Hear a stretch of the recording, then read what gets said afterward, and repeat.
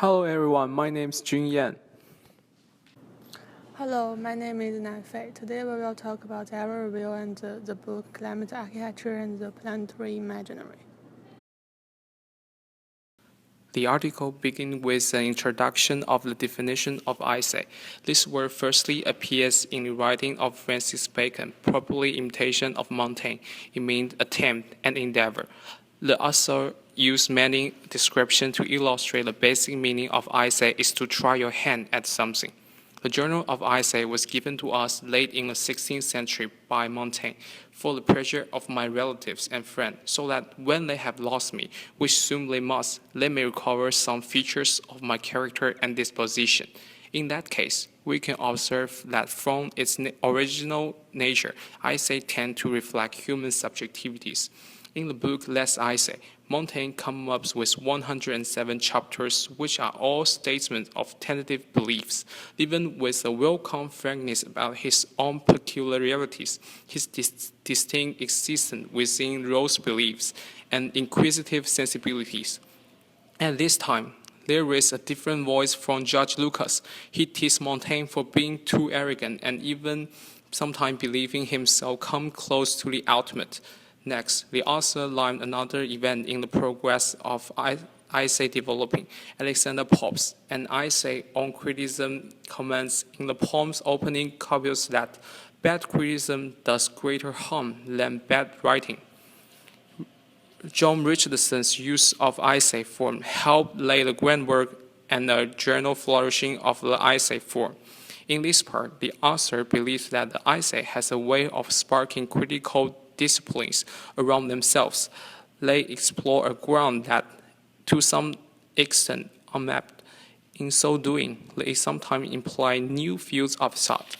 Sometimes eyesight has further influence on architecture field than buildings. Like it or not, the architecture canon bracketed by this commonplace data begins not with a building but with an eyesight. For example, Louis Henry Sullivan's writing, The Tall Office Building Artistically Considered, truly provide a definition and principle of modern skyscrapers. He is named as father of skyscrapers. From this part, the author begins to describe the eyesight in architecture. He first lists Mark Antoine Lauger, the Jewish priest, who wrote the most famous essay on architecture. He adopts the sentence of Lauger to illustrate that the most important ingredient in architecture eyesight is rather than measures and proportions, which more suit treatise. And he believes that in an architecture work can hardly explain the true spirit and purpose rules for the architecture. The essay has since become one of the central means of discussing the stakes of books and buildings, appealing to the personal judgment with a dose of expertise. From the view of author, treatise is a more connoisseur, report card-giving, authoritative, scientific, schematic. Eyesight is more critical, exploration, individual, and argumental. Frankfurt School and Adorno contribute a lot to development of eyesight by transgressing the orthodoxy, sometimes beliefs visible among opaque. Eyesight in that pace was treated as a more transformative form in which people could start and end according to their own idea. Walter Benjamin provided a vivid simile of writing. Compared to reporting, the writer should focus more on struggling and intervening actively. And to write it is modest but ever necessary way to participate in struggling.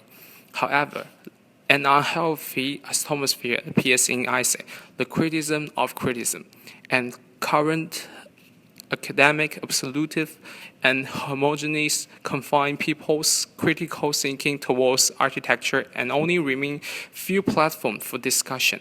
In that case, eyesight tend to be published in some new media such as small books, e-books, which are more portable and digestible.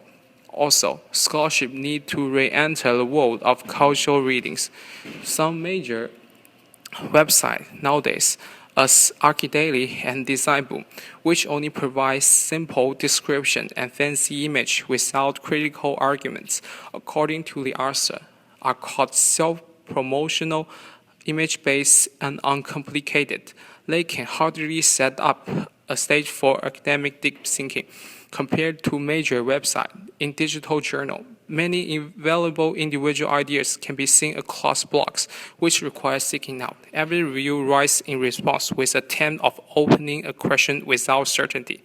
In conclusion, James Graham encouraged architects to create new forms of thought, political interventions, changing actions through writing essays. In this part, we will talk a book published by our review. It is written by James Graham, and we will present an overview of this book. The author studied of the essay by presenting us several definitions and ideas of footprints. The most basic meaning of footprint means humans leaving their marks on the sands of history. The footprint of humans indicates their activities on the earth. Then, the meaning of footprint extended to the architecture. Every building has a foundation, so the foundation's outline or the demarcation of property is the footprint of architecture. Just like the human footprint, the architecture footprint contains a lot of information. This is the architecture footprint map in Manhattan. The different colors shows the different depths of the footprint, which relates to the height of the building. Because of the growth of environmental awareness, terms such as ecological footprint emerge to understand the relationship between the earth and architecture. Until recently, the ideal carbon footprint appeared to understand the emissions of carbon dioxide to support human activities. Individual participation plays an important role in carbon footprint.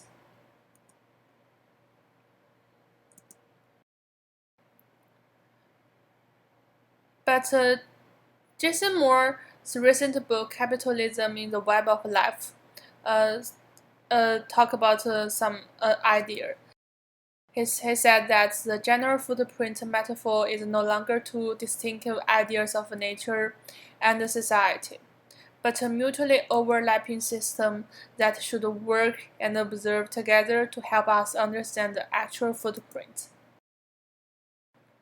Historically, nature is a collection of our immediate environment, such as ice, rock, an ocean, and the sky. But the idea of nature had expanded in today's society. It is now a reflection of our way of life and how do our inhabitation affect nature. Moore's line of thought reminds us that nature is in very real sense what we see in it. It is historical, epistemic, that could mean many things for the field of architecture. Perhaps most central for this book is the recognition that our environment is not just a resource to be managed or externality to which we must adapt, but one of the chief figuration of shared or contested cultural value. Then we would say calamity is imaginary. The way we perceive nature has changed throughout the history and it has direct attachment to our daily life. The relationship between humans, buildings, and planet can be fluctuated through climate change discourse. Thus open up many possibilities to imagine the different relationship between people, the built, the nature environments, and redefine our environment.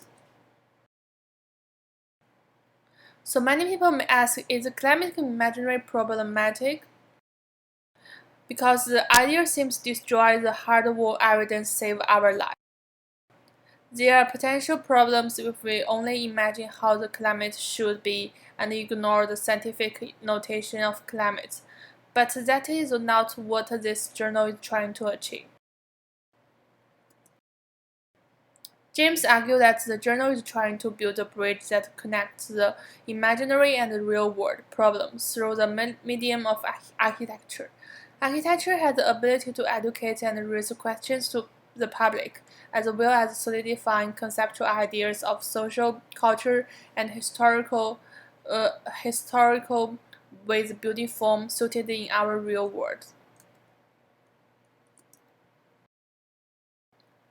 Architecture is the unity of multiple layers within today's society. The capital expansion is driving force for architecture nowadays, but the production of architecture also had an impact on nature environment. It creates an intertwined relationship between different aspects in our society. Different examples of climatic architecture were introduced in order to show the political implications through the attempts of alerting or controlling the climate. Crystal Palace, the planet in miniature made possible by popularity of glass architecture. The author concludes the article with the image that shown two different ways that we understand our planet. One is separated by two political parties, and the other one reveals scientific image of planet, which he argued that instead of looking at our world in one specific way, we should actually incorporate both ideas together in order to get an overall view of the current state of architecture.